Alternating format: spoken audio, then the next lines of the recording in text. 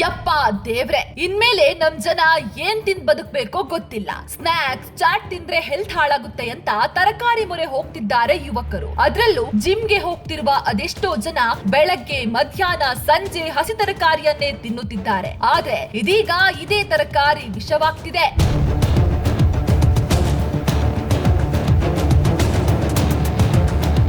ತರಕಾರಿಗಳಲ್ಲಿ ಲೋಹ ಪತ್ತೆ, ನಿಷಿದ್ಧ ಕೀಟನಾಶಕಗಳು ಪತ್ತೆ. ಹೌದು, ಕರ್ನಾಟಕದ ತರಕಾರಿಗಳಲ್ಲಿ ಲೋಹ ಹಾಗೂ ಕೀಟನಾಶಕಗಳ ಅಂಶ ಪತ್ತೆಯಾಗಿದೆ. ಕೇಂದ್ರ ಮಾಲಿನ್ಯ ನಿಯಂತ್ರಣ ಮಂಡಳಿ FSSAI ಮಾನ್ಯತೆ ಪಡೆದ ಪ್ರಯೋಗಾಲಯಗಳಲ್ಲಿ ಪರೀಕ್ಷೆ ನಡೆಸಬೇಕು ಎಂದು ಸೂಚಿಸಿ 5 ಸದಸ್ಯರ ಸಮಿತಿಯನ್ನ ರಚಿಸಿತ್ತು. ಈ ತಂಡ ನೆಲಮಂಗಲ, ರಾಮನಗರ, ಕೋಲಾರ ಸೇರಿ ರಾಜ್ಯದ ಹಲವೆಡೆ 70ಕ್ಕೂ ಹೆಚ್ಚು ಸ್ಯಾಂಪಲ್ಗಳನ್ನ ಸಂಗ್ರಹಿಸಿ ಪರೀಕ್ಷೆ ಮಾಡಿತ್ತು. ಈ ವೇಳೆ 19 ಮಾದರಿಗಳಲ್ಲಿ ಸೀಸದ ಪ್ರಮಾಣ ಮಿತಿ ಮೀರಿರುವುದು ಕಂಡುಬಂದಿದೆ. ಹಾಗೂ ತರಕಾರಿಗಳಲ್ಲಿ ನಿಷಿದ್ಧವಾಗಿದ್ದ ಕೀಟನಾಶಕಗಳು ಪತ್ತೆಯಾಗಿವೆ. ಯಾವ್ಯಾವ ತರಕಾರಿಗಳಲ್ಲಿ ಸೀಸ ಪತ್ತೆಯಾಗಿದೆ? ಆರ್ಗ್ಯಾನಿಕ್ ಎಂದು ಮಾರಾಟವಾಗ್ತಿದ್ದ ಬದನೆಕಾಯಿಯಲ್ಲಿ 1.953 ಮಿಲಿಗ್ರಾಂ ಸೀಸ ಪತ್ತೆಯಾಗಿತ್ತು. ಇದು ನಿಗದಿತ 0.1 ಮಿಲಿಗ್ರಾಂ ಮಿತಿಗಿಂತ ಸುಮಾರು 20 ಪಟ್ಟು ಹೆಚ್ಚಾಗಿದೆ. ತೊಂಡೆಕಾಯಿ, ಅವರೆಕಾಯಿ, ಸೊಪ್ಪು, ಕೋಸು ಸೇರಿದಂತೆ ಹಲವು ತರಕಾರಿಗಳಲ್ಲೂ ಮಿತಿಗಿಂತ ಹಲವು ಪಟ್ಟು ಅಧಿಕ ಸೀಸ ಕಂಡು ಬಂದಿದೆ. ಸೌತೆಕಾಯಿ, ಹೀರೆಕಾಯಿ, ಕ್ಯಾಪ್ಸಿಕಂ, ಬೀಟ್ರೂಟ್, ಹಾಗಲಕಾಯಿ, ಮೆಣಸಿನಕಾಯಿ ಮಾದರಿಗಳಲ್ಲೂ ಕೂಡ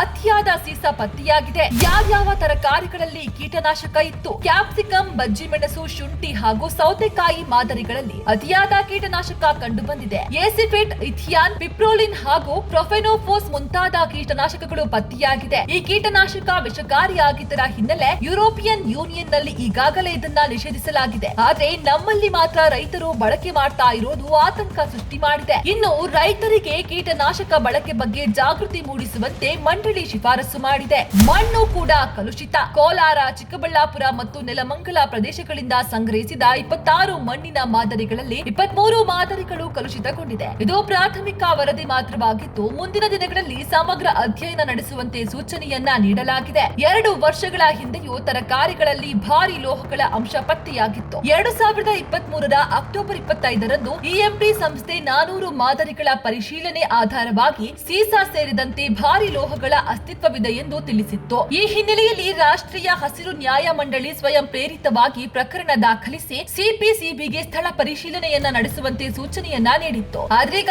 ಮತ್ತೊಮ್ಮೆ ಮಾಡಿದ ಅಧ್ಯಯನದಿಂದ ರಾಜ್ಯದ ವಿವಿಧ ಭಾಗದ ತರಕಾರಿಗಳಲ್ಲಿ ಸೀಸದ ಪ್ರಮಾಣ ಹೆಚ್ಚಿರುವುದು ತಿಳಿದು ಬಂದಿದೆ. ಸೌಜನ್ಯ, ವಿಜಯ ಟೈಮ್ಸ್, ಬೆಂಗಳೂರು.